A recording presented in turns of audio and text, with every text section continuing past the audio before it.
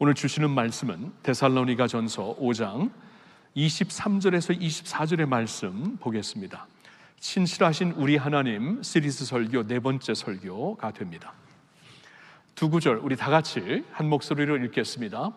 평강의 하나님이 친히 너희를 온전히 거룩하게 하시고 또 너희의 온 영과 혼과 몸이 우리 주 예수 그리스도께서 강림하실 때에 흠 없게 보존되기를 원하노라. 너희를 부르시는 이는 미쁘시니 그가 또한 이루시리라. 아멘. 김상범 목사님께서 우리 교회 원로 목사님이시죠. 우리 교회에서 이제 담임 목사님으로 심으로 하셨을 때 이제 그때부터 쭉 믿음 생활을 해오신 성도님들은 김 목사님을 통해 많이 들었던 3S 신앙이 기억이 날 것입니다. 3S. S로 시작되는 세 단어죠. 첫 S는 Salvation입니다. Salvation.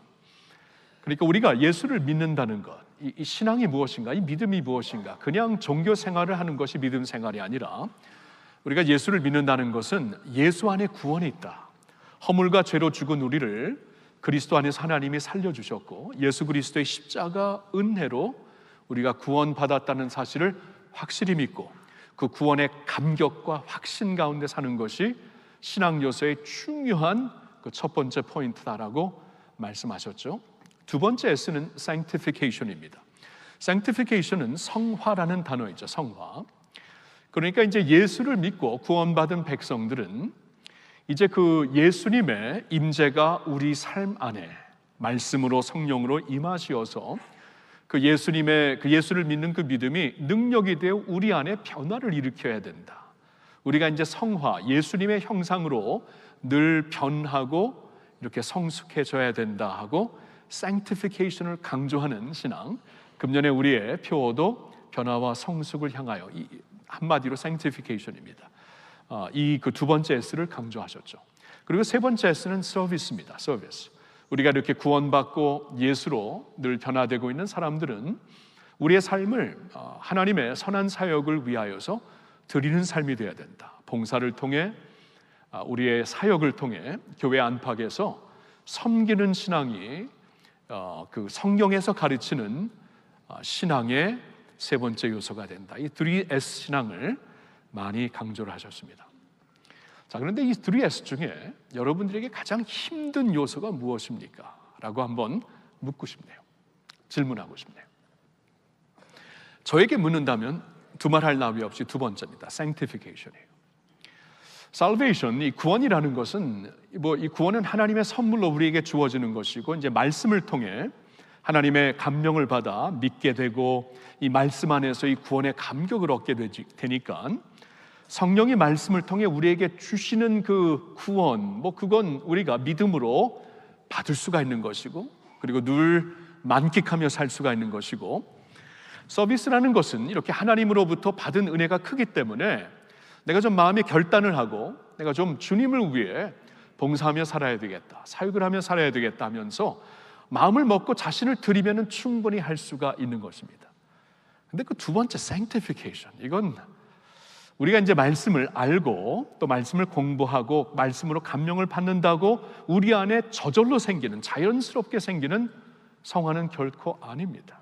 그렇죠? 그래서 오랫동안 예수 믿고도 변화되지 않는 분들의 모습, 또 저의 모습을 충분히 볼 수가 있습니다. 그리고 서비스처럼 우리가 이제 결단을 하고 마음을 이제 이렇게 헌신하기로 마음을 먹고 자신을 드리면은 서비스는 충분히 할 수 있는데, 의지만 있다면 할 수 있는데 의지를 가지고도 내 안에 변화가 일어나지 않는 거예요. 그러니까 이 두 번째 sanctification은 참 이 세 가지 S 중에 가장 도전이 된다라고 결론을 지을 수밖에 없습니다. 지난 주에도 좀 저에게 좀 이렇게 지금쯤이면 충분히 변화되어야 되는 모습이 변화되지 않는 모습으로 이렇게 확 노출이 되었어요. 그래서 저도 그렇고 제 아내도 그렇고 얼마나 아쉬웠는지 안타까웠는지 모릅니다. 제 아내가 참 불쌍해요. 왜냐하면 목사 부인이기 때문에 다른 교회 가서 예배도 못 드리잖아요. 그렇죠? 원하든 원하지 않던 이 남편의 설교를 들어야 되는데 그런 모습을 본 남편의 설교를 들어야 되니 참 은혜가 많이 필요할 것 같아요. 진짜로. 그냥 하여튼 은혜가 많이 필요할 것 같고 좀 안 됐어요. 제가 사모가 안 된 게 얼마나 감사한지 하여튼 너무나 안 됐어요. 그리고 제가 괴로워요. 이거 변화와 성숙을 이렇게 외치면서 말씀을 인도하면서도 어떻게 이렇게 안 변하냐, 어떻게 이렇게 참 너무 아쉽고 안타깝고 이렇게 막 따분하기가 그지없습니다. 여러분, 금년에 우리가 이제 특별히 2023년도 팬데믹을 지나면서 변화와 성숙을 향하여라는 표를 걸고 지금까지 지금 교회가 쭉 가고 있는데요. 그 이유는 우리가 이제 그 팬데믹 기간 2년, 길게는 3년 동안 이 기간을 지나면서 좀 나름대로 하나님 앞에서 리셋을 우리가 가졌습니다. 리셋의 시간. 예배를 통해 말씀을 통해 좀 자신을 살펴보고 하나님이 이때 우리를 어떻게 새롭게 하시는가 좀 자신을 깊이 돌아보자라는 의미로 거룩한 리셋의 시간을 가졌지요.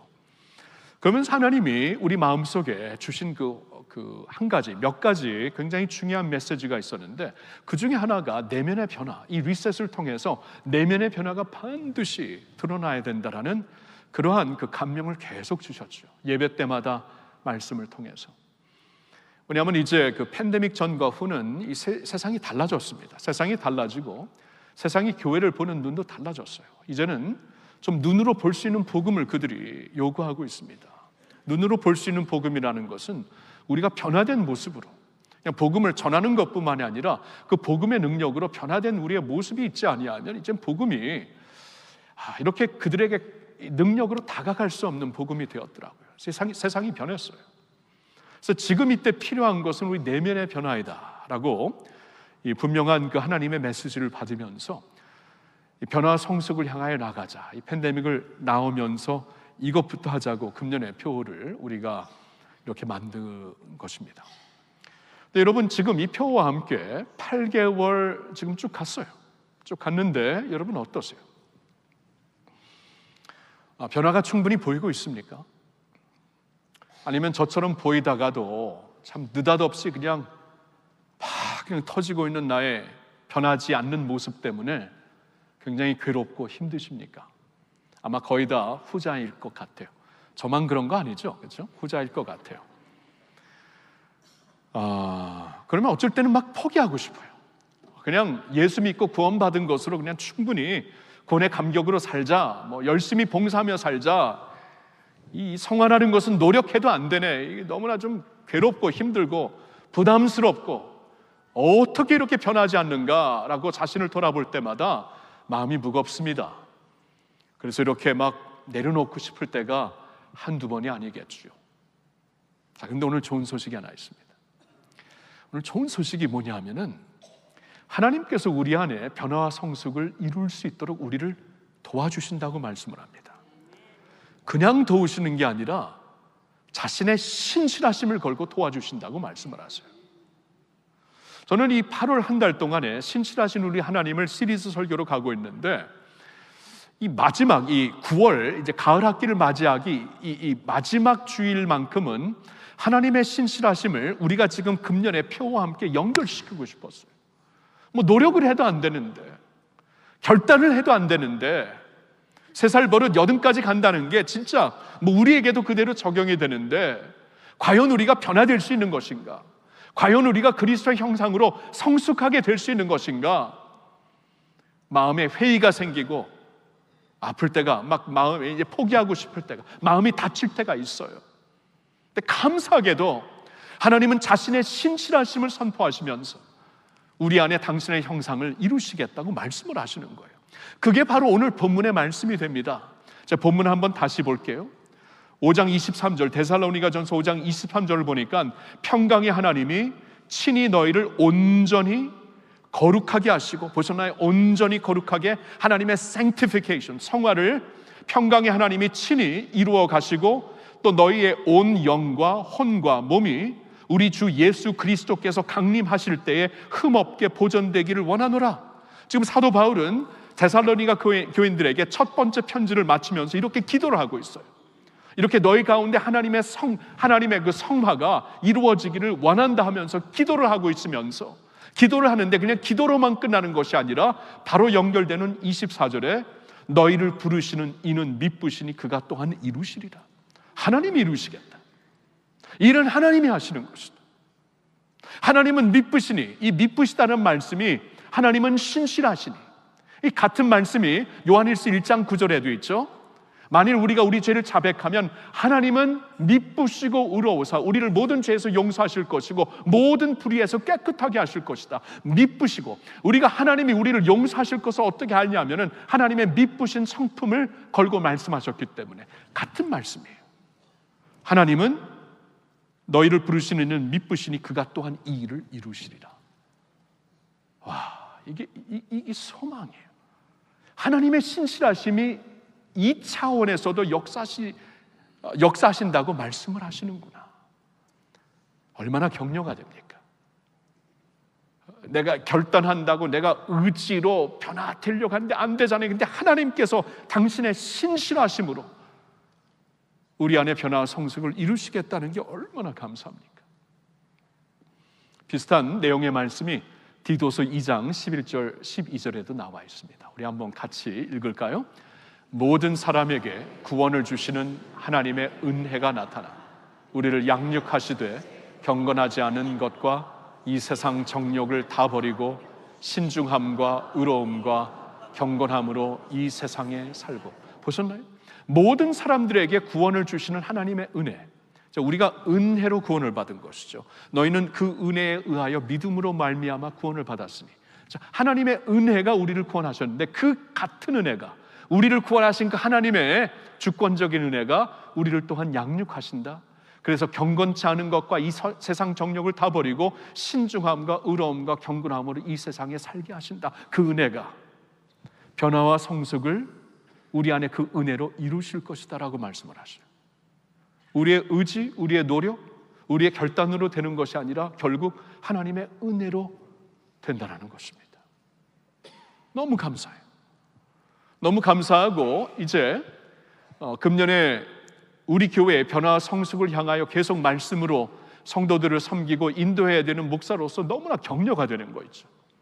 그렇죠? 너무나 격려가 돼요. 우리가 봄학기 이 상반기에는 변화를 향하여 우리가 초점을 두고 계속 왔습니다. 그래서 마음의 변화 시리즈 설교, 관계의 변화 시리즈 설교를 계속 몇 달 동안 들으면서 우리가 계속 왔죠. 마음의 변화, 관계의 변화에 초점을 두고 왔고, 이제 9월부터는 두 번째 성숙을 향하여 여기에 초점을 두고 우리가 이제 담대하게 전진할 수가 있는 것입니다. 왜냐하면 하나님이 신실하시기 때문에 당신의 신실하심을 걸고 우리 안에 이러한 성숙, 우리의 변화, 우리 안에 성화를 이루시겠다고 말씀을 하시기 때문입니다. 여러분, 담대하게, 아무리 내가 변하지 않는 모습 때문에 마음이 다치고 힘들지라도 우리 포기하지 말고, 하나님께서 당신의 신실하심을 걸고 약속하셨기 때문에 주님의 은혜 의지하면서 변화와 성숙을 향해 끝까지 나아갈 수 있기를 예수님의 이름으로 부탁드립니다. 자, 그러면 오늘 우리는 이러한 마음을 좀 갖고 이제 9월 가을 학기를 좀 맞이했으면 좋겠어요. 이러한 마음을 갖고 이렇게 하나님께서 당신의 신실하심, 당신의 은혜로 우리 안에 변화 성숙을 이루신다면, 그러면 우리는 어떠한 마음을 갖고 그러한 하나님의 역사에 우리 자신을 드려야 되는가? 두 가지 마음을 오늘 말씀드리면서 오늘 설교를 이어가고 싶습니다. 첫 번째 마음은 애통하는 마음이에요. 애통하는 마음. 자, 어떻게 보면은 지금까지 제가 오늘 설교의 흐름과 이 애통하는 마음을 가져보라는 이게 조금 좀 안 맞게 들릴 수가 있죠. 이 앞과 뒤가 안 맞는 것 같다. 앞에서는 뭐 슬퍼하지 말아라, 낙심하지 말아라, 하나님께서 당신의 신실하심으로 이룰 것이다, 이것을 강조했는데, 그러니까 이제 애통하는 마음을 가져라, 이게 무슨 말인가? 여러분, 제가 좀 설명을 드릴게요. 만약에 우리가 포기했다면 애통하는 마음도 못 갖습니다.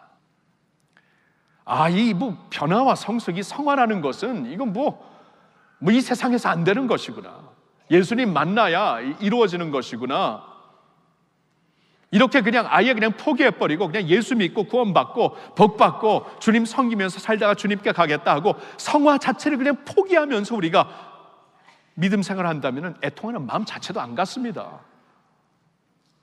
예를 들어 이제 지난주에 저의 그러한 모습이 보였을 때 진짜 마음이 괴롭고 애통했는데 아예 포기한 거면 애통할 필요도 없죠. 나 원래 그런 사람이야. 나 원래 죄인이야. 죄가 많은 것에 은혜를 더 많이 주신다 하면서 성경을 충분히 남용하며 갈 수가 있잖아요. 그렇죠? 충분히 남용하면서. 근데 분명히 성경에서는 이 구원의 신앙, 이 섬김의 신앙 가운데 과정에서 성화의 신앙을 반드시 말씀하십니다. 로마서 8장 29절에 하나님이 미리 아신 자들을 또한 그 아들의 형상을 본받게 하기 위하여 미리 정하셨으니 이는 그로 많은 형제 중에서 맏아들이 되게 하려 하십니다. 하나님이 미리 우리를 구원하시기로 정하시고 역사하셨을 때 무슨 마음을 갖고 하셨는가? 우리가 그리스도의 형상으로 변화될 것을 바라보시면서 그것을 계획하시면서 우리의 구원을 이루셨다라는 거예요. 구원과 함께 성화는 같이 가는 겁니다. 성화가 빠진 구원 없습니다. 성화가 빠진 서비스도 없습니다. 의미가 없습니다. 이건 같이 가는 것이에요. 포기를 했다면 애통하지도 않죠. 이런 모습이 없을 때.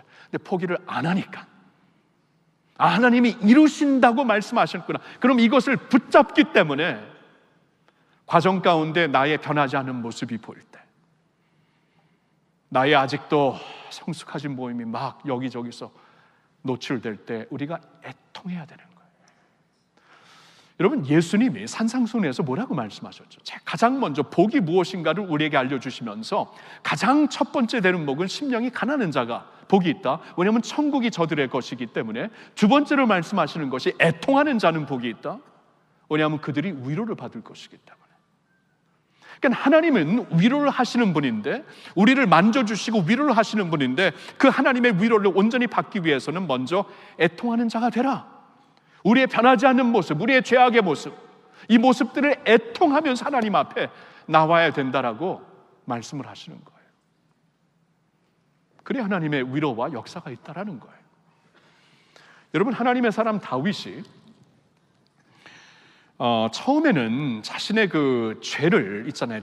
변하지 않는 그 죄성의 모습, 이미 하나님의 사람이었고 하나님의 기름 부음 받은 사람이었지만 그에게도 변하지 않는 모습, 또 죄된 모습이 있었어요. 근데 처음에는 그 죄악을 그냥 완고한 마음으로 인정도 안 했습니다. 그냥 모른 체하고 완고하게 살면서 신앙생활을 했던 거예요. 구원을 즐기고 즐기질 못했겠지만 구원의 신앙생활, 서비스의 신앙생활을 했어요. 근데 어느 날 성령께서 그의 마음속에 감동을 주시고 강력한 마음으로 회개의 영, 애통하는 마음을 주십니다. 자신의 죄를 막 애통하면서 쓰게 된 시편이 시편 51편인데 시편 51편 17절에 다윗이 이렇게 고백을 하고 있습니다. 하나님께서 구하시는 제사는, 제사라는 말은 오늘날 말로 예배예요. 하나님께서 구하시는 예배는 상한 심령이라. 하나님이여 상하고 통해하는 마음을 주께서 멸시하지 아니하시리이다. 여러분, 하나님께서 찾으시는 예배가 상한 심령이래요. 상한 심령, 통해하는 마음이래요. 여러분, 하나님 예배할 때는 기쁨이 있어요. 맞아요. 하나님이 주시는 기쁨인데 그 기쁨을 우리가 누리며 살기 위해서는 애통함이 있어야 돼요. 왜냐하면 하나님의 임재 앞에서 우리의 변화되지 않은 모습이 보이기 때문에, 우리의 죄악이 보이기 때문에 그것을 애통하며 나와야 되는 것이에요. 근데 다윗은 한동안 애통하는 마음이 없이 예배 인도자로 섰던 것이에요. 심령이 병들었던 것이죠. 영혼이 병들었던 것이죠. 근데 어느 한순간 하나님께서 애통하는 마음을 주시면서 자신의 죄를 자백했을 때, 나의 변하지 않는 죄된 모습을 애통해하며 슬퍼하며 통해하는 마음, 상한 심령으로 왔을 때 하나님께서 만져주신 것을 느꼈던 거예요.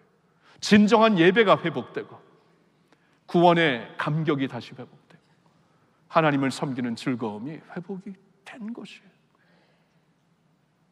애통하는 마음. 여러분, 애통하는 마음이 있습니까? 변화와 성숙을 향해 너무나 더디게 가고 있는, 그리고 정말 하나님의 은혜 가운데 더욱더 깊이 들어가지 못하여서 변하지 않는 나의 모습을 애통하시고 있나요? 베드로 사도가 쓴 편지가 있습니다. 베드로 전서 후서가 있는데 베드로 후서 1장 5절부터 7절에 다음과 같은 말씀이 있습니다. 한번 같이 읽어볼까요? 그러므로 너희가 더욱 힘써 너희 믿음의 덕의 지식을, 지식의 절제를, 절제의 인내를, 인내의 경건을, 경건의 형제 우애를, 형제 우애의 사랑을 더하라. 여기 보셨나요? 그러므로 너희가 더욱 힘써야 되는 너의 믿음의 모습이 있는데, 힘쓰라, 그러니까 옵션이 아닙니다. 모든 사람들이 힘써서 지켜야 되는, 도모해야 되는 믿음이 이것이다. 하나님이 찾으시는 믿음이 무엇인가? 믿음 위에 덕 위에 지식의 절제를, 절제의 인내를, 인내의 경건을, 경건의 형제 우애를, 형제 우애의 사랑을 더하라. 이것을 힘써 지켜야 된다. 이 성화의 과정을 힘써서 감당하라는 것이에요.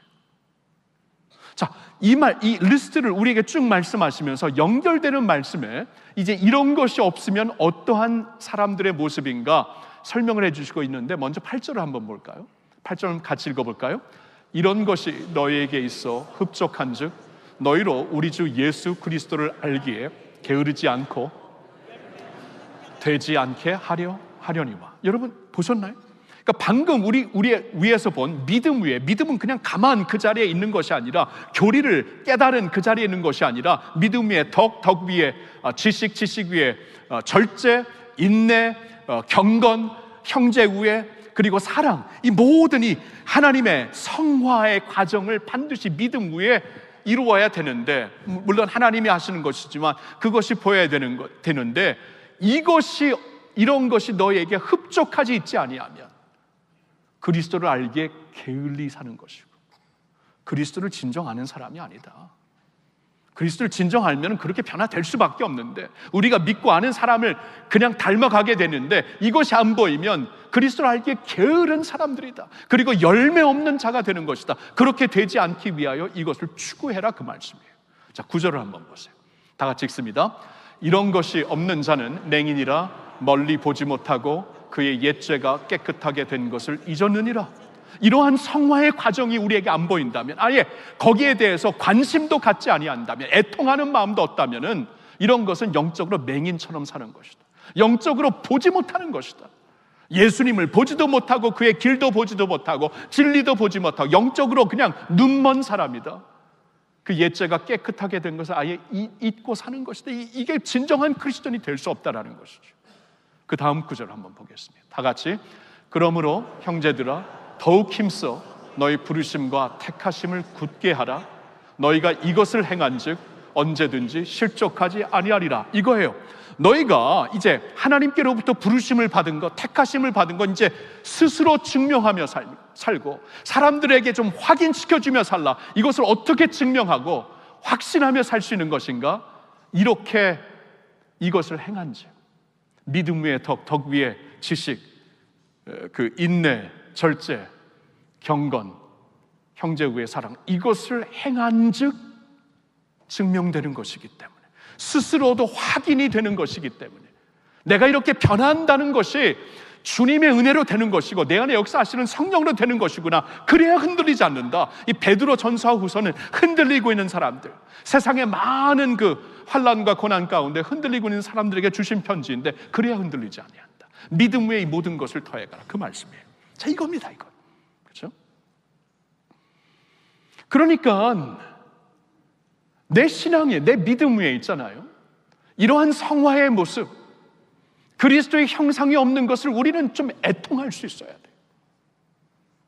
이게 없으면 게으른 성도가 되는 것이다. 이게 없으면 아예 열매가 없는 성도다. 이게 없으면 영적으로 눈먼 자처럼 사는 것이다. 이게 없으면 너의 부르심과 택하심에 확증하며 담대하게 살 수가 없는 것이다.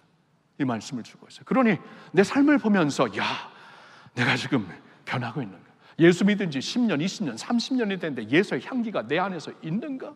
예수의 냄새가 있는가? 그렇죠? 김치찌개 집에 들어가서 점심만 먹고 나와도 김치찌개 향기가 우리 안에 있는데, 그렇죠? 향기라고 하여튼 냄새가 있는데 예수를 20년, 30년, 40년 예수의 향기가 전혀 없어요. 그럼 좀 애통해야죠. 애통하는 자는 복이 있나니 애통할 수 있어야죠. 이게 우리에게 꼭 필요하겠다.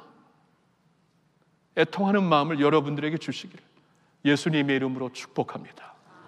두 번째 마음은 사모하는 마음이에요. 사모하는 마음. 사모하는 마음. 간절히 원하는 마음. 여러분, 오늘 본문 말씀이 있잖아요. 제가 한번 다시 읽어볼게요. 한번 들어보세요.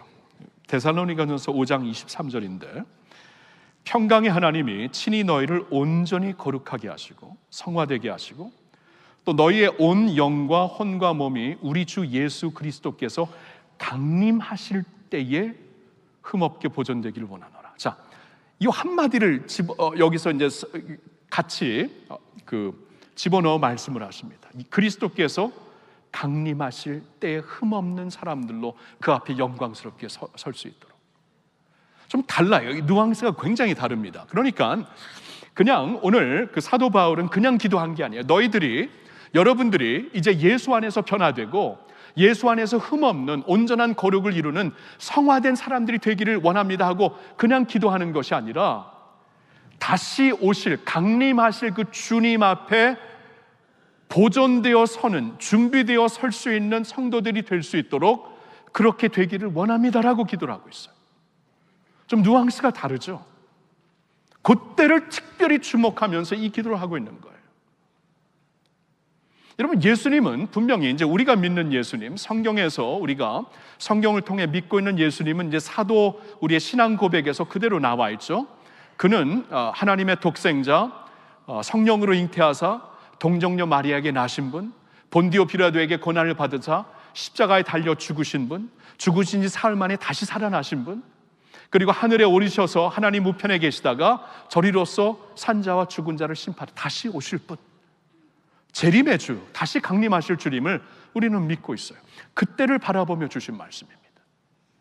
자, 예수님이 다시 오실 그날 온전히 준비된 신부의 모습으로 신랑은 맞이할 수 있도록 이렇게 성화된 삶을, 변화된 삶을 위하여 기도하고 있다는 거죠. 다르죠. 오는 뉘앙스가 다릅니다. 의미가 달라요. 에베소서 5장을 보면은 우리가 예수님을 믿었을 때 그리스도의 신부가 되었다고 말씀을 합니다.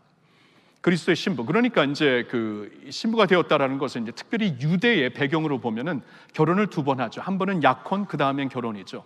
이 약혼이라는 것은 우리가 이제 보통 우리나라 개념으로 하는 약혼보다는 훨씬 더 의미가 깊습니다. 약혼했다는 것은 결혼과 같은 거예요. 그냥 결혼을 한 거예요. 첫 번째 결혼을 하고 두 번째 결혼은 이제 물리적으로 만나는, 신부가 신랑이 만나는 그 물리적인 결혼식이 되는 것이죠. 근데 처음에 이미 결혼을 한 거예요. 그러니까 우리가 예수님을 믿게 되었을 때 그리스도의 신부가 이미 된 것이에요. 근데 그리스도의 신부가 되었는데 이제 주님이 다시 오시는 날 그분은 이제 물리적으로 우리의 신부로 맞이하게 되리라. 근데 그 에베소서 5장의 말씀을 보면은 그때에 주님께서, 이 신랑이신 주님께서 신부가 되는 교회, 성도들을 영광스러운 교회로 세우셔서 맞이하겠다, 그 말씀을 하고 있어요. 영광스러운, 준비된 신부로서.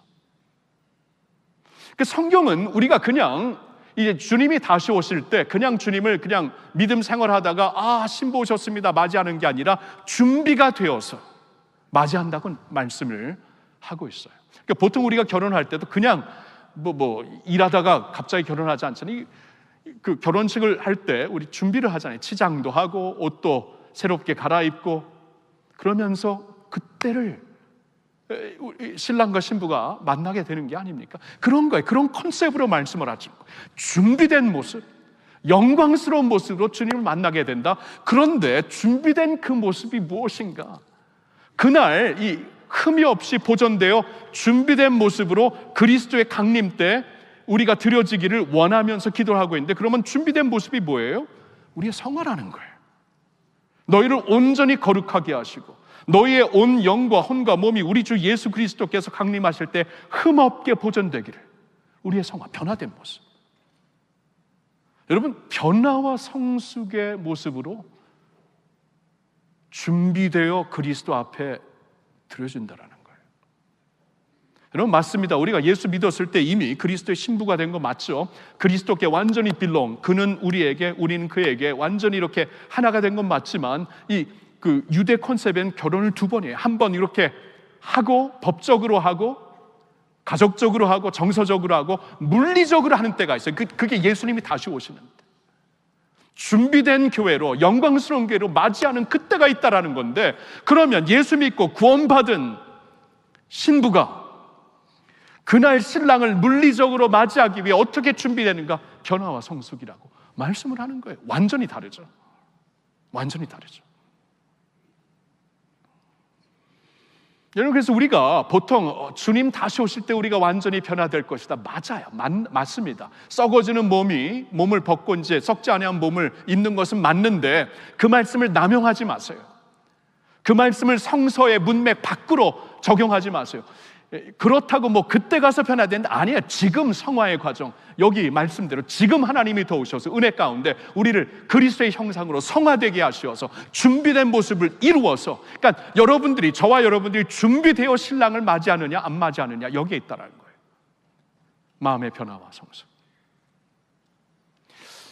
그렇다면은 우리가 진정 좀 사모해야 되겠다. 이건 옵션이 아닙니다. 그날 우리가 예수님을 부끄러운 모습으로 맞이할 것인지, 구원받았으면 맞이하는 것은 맞는데 준비되고 영광스러운 신부로 맞이하게 되는 것은 속사람의 변화, 성화라고 말씀을 하세요. 제가 이 말씀을 이번에 쭉 묵상하고 준비하면서 이렇게 마음속에 이렇게 떠오르는 그 성경 섹션이 하나 있었어요.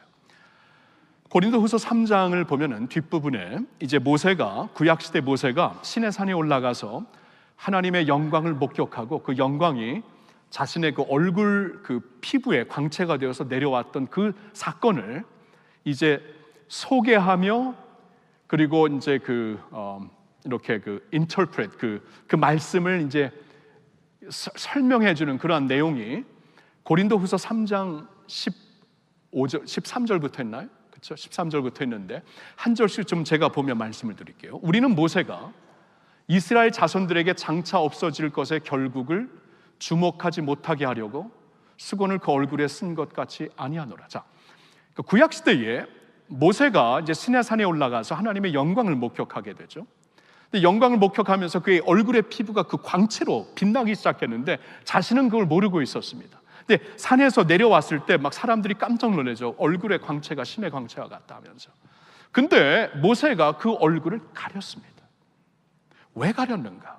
여기서 설명을 해 주시죠. 왜 가렸냐 하면은 장차 없어지는 영광이었기 때문에, 점점 감소되는 영광이었기 때문에. 그러니까 모세가 이제 하나님의 영광을 목격하게 됐을 때 막 광채가 빛났겠죠. 근데 시간이 지나면서 사람들과 있으면서 그 얼굴에, 피부에 광채가 점점 감소되었던 것입니다. 그래서 가렸다라는 거예요. 그러니까 점점 감소되는 하나님의 영광이 아니기 때문에 이렇게 가리웠다라고 설명을 하죠. 자, 그러면서 이제 14절을 보겠습니다. 그러나 그들의 마음이 완고하여 오늘까지도 구약을 읽을 때에 그 수건이 벗겨지지 아니하고 있으니 그 수건은 그리스도 안에서 없어질 것이라. 그러니까 모세가 율법을 받았을 때 수건을 가렸던 것처럼 오늘날 아직 예수를 영접하지 아니한 유대인들을 가리키는 거예요. 여기서는 구약의 율법은 알고 있지만 예수를 아직 알지 못하는 그들의 마음이 아직도 여전히 완고하여서 예수를 받아들이지 못했기 때문에 그들은 구약을 읽을 때마다 수건이 벗겨지지 아니하는 모습으로, 수건이 벗겨지지 아니하면, 왜냐하면 예수님이 모든 율법의 완성으로 오셨거든요. 그러니까 완성되지 않는 율법을 그냥 예수 없이 본다면 이것은 그냥 종교적인 어떠한 그 교리는 될 수 있지만, 우리가 지켜나가야 되는 어떠한 도가 될 수는 있지만, 그 안에서 하나님의 사랑을 누리고 자유를 누리고 이 모든 것은 불가능한 것이에요. 근데 모두 예수를 모르는 자들이 다 아직도 수건을 쓰고 구약 성경 율법을 보고 있는 것이다. 자, 15절 보겠습니다. 오늘까지 모세의 글 읽었을 때 수건이 그 마음을 덮고 있다. 이게 문제라는 거예요. 16절 봅니다. 그러나 언제든지 주께로 돌아가면 그 수건이 벗겨지리라.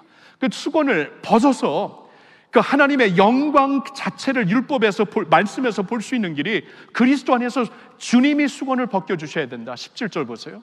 주는 영이시니 주의 영이 계신 곳에는 자유가 아니니라. 그래서 너에게 자유가 없는 것이다. 율법은 보면 볼수록 더 매이잖아요.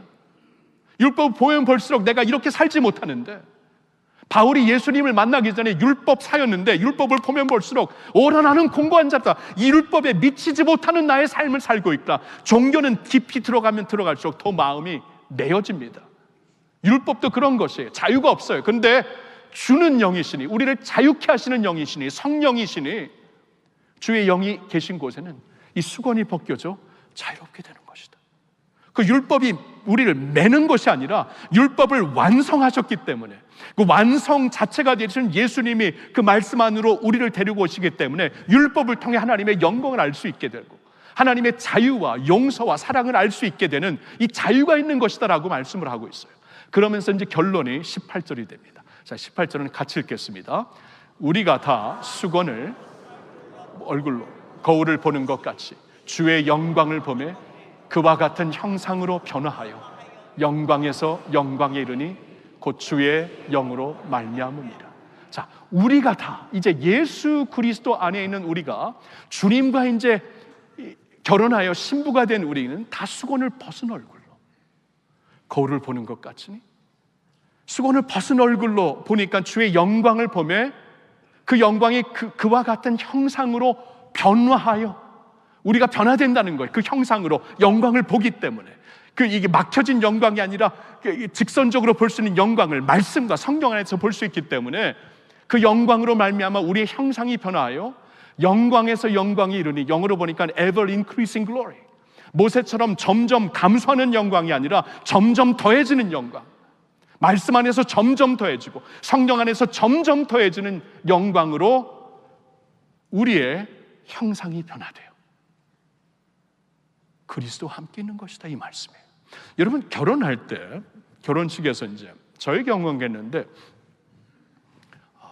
그 베일, 그 신부의 베일, 옛날 말로 면사포인가요?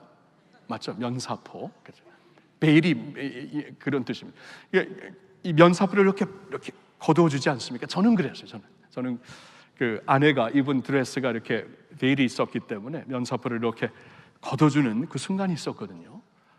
와, 제가 뭐 아내와 4년 동안 연애를 하고 결혼을 했기 때문에 뭐 얼굴을 처음 본 것도 아니지만 그 순간에는 처음 봤습니다. 그 웨딩 드레스를 입고 준비된 모습으로, 치장한 모습으로 이 면사포를 딱 벗겨서 보는데, 와, 닭살 모멘트였어요. 닭살 모멘트. 이건 뭐, 와, 이건 뭐 뼈가, 관절과 골수가 떨리더라고요. 근데 그것도 이렇게 보는 그 순간 이 면사포가 베일이 거두어집니다. 그러면서 이제는 이 서로에게 완전히 주어지는 순간이에요. 지금 그 말씀을 하고 있는 거예요. 전에는 이게 없었다. 면사포로 가릴 수밖에 없었다. 하나님의 영광을 보고 어떻게 사냐? 하나님의 율법을 그 모든 영광으로 알 수 있는 길이 어디 있냐? 이건 뭐 종교지. 종교의 어떠한 종교의 어떠한 그 스탠더드가 되고 기준이 되고 뭐 그런 거지. 여기에 무슨 영광이 있느냐? 이 베일이, 면사포가 있기 때문에 영광이 안 보이는 거예요. 그러나 그리스도 안에서 결혼을 했기 때문에 면사포를 벗겨주십니다. 그래서 말씀 안에서, 구약의 율법과 신약의 이 복음 안에서 주님의 영광을 보게, 영광을, 성령 안에서 주님의 영광을 목격하게, 말씀과 성령으로. 근데 그 영광이 이 점점 감소되는 영광이 아니라 구약시대처럼 점점 더해지는 영광, ever increasing glory, 영광에서 영광으로. 그럼 그것이 우리 안에 그의 형상이 되어 주어지는 영광이다, 그런 말씀을 하고 있어요. 여러분, 이게 크리스천들에게 주어진 특권이에요. 특권. 우리가 있잖아요, 수건을 쓰고 주님을 바라보는 게 아닙니다. 베일 안에 갇혀 갖고 있는 게 아니에요. 이걸 벗겨주셨어요. 모든 말씀에서 성령으로 이젠 주님의 영광을 목격할 수 있는 것이, 이 영광 가운데 살 수 있는 것이, 그리고 영광이 그의 형상으로 우리 안에 임하게 되는 것이, 이게 크리스천들에게 주어진 영광입니다. 아셨나요? 크리스천들이 이렇게 살 수 있다라는 것이, 이렇게 주 안에서 이렇게 살 수 있다라는 것이다. 그러면서 그의 영광으로 변화되어 ever increasing, 점점 더해지는 영광 가운데 준비되고 영광스럽게 치장되어 그날 신랑을 만나게 되는 것이다. 두 번째 결혼을 통해 만나게 되는 것이다. 약혼을 넘어 이제 진짜 결혼을 통해 그런 말씀을 주시는 거예요. 그렇다면 우리 사모해야 되지 않겠습니까? 그렇죠? 이렇게 다 해주셨는데, 이렇게 베일이 벗겨졌는데 이거 언제 벗기나, 이게 아니죠. 벗겨주셨으니까 더 사모하며 ever increase, 사모하는 대로 더 우리가 들어갈 수 있잖아요. ever increasing, 점점 더해지는, 20년, 30년, 40년 예수 믿으면 점점 더해지는 그 영광 가운데 우리가 들어갈 수가 있는 거예요. 벗겨졌기 때문에. 사모하는 마음이 있으면 되는 것입니다. 사랑하는 성도 여러분, 살베이션과 이것도 벅차고 서비스도 참 중요하지만 그 가운데 sanctification이 반드시 있어야 돼요. 근데 우리의 힘으로 안 됩니다. 우리는 한계점에 다다를 수밖에 없어요. 근데 하나님께서 자신의 신실하심으로 이 일을 이루시겠다고 말씀을 하세요.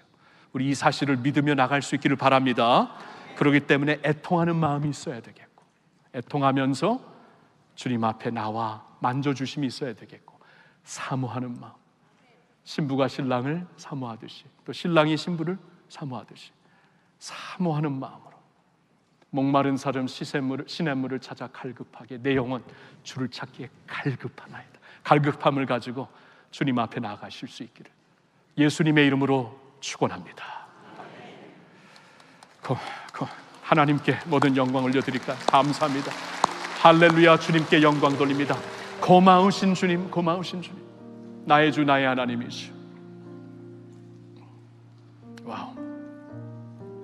점점 감소되는 영광이 아니라 점점 더해지는 영광, 영광에서 영광으로 우리를 인도하시는 하나님. 우리는 그동안 그 영광을 너무 추상적으로 알았던 것 같습니다. 그 영광을 확실한 개념이 없이 생각했던 것 같아요. 근데 그 영광이 주님의 형상이라고 말씀하셨고, 이 형상을 우리 안에 이루신다고 말씀하셨사오니 주님, 우리는 주님 오시는 그날까지 더욱더 사모하며 살기를 원합니다. 더욱더 주님의 형상을 사모하며 하나님의 은혜를 간구하면서 쓰러지고 부족한 모습을 보일 때는 애통하는 마음으로 주님 앞에 나와 우리를 만져주시고 새롭게 하시는 주님을 매 순간 체험하며 이 세상 사는 동안에 예수님 형상 더욱더 닮아가는 저희들 모두가 되게 하여 주시옵소서. 그리하여 주님을 만나는 그 순간 준비된 영광스러운 신부의 모습으로 주님을 맞이할 수 있는 저희들 모두가 되게 하여 주시옵소서. 할렐루야. 우리 주 예수님의 이름으로 기도하옵나이다. 아멘.